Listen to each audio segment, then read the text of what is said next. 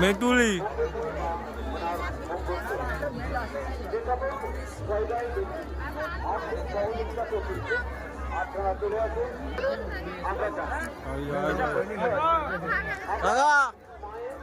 আমাদের বাউন ঠাকুর পুরো গ্যাং নিয়ে চলে এসেছে।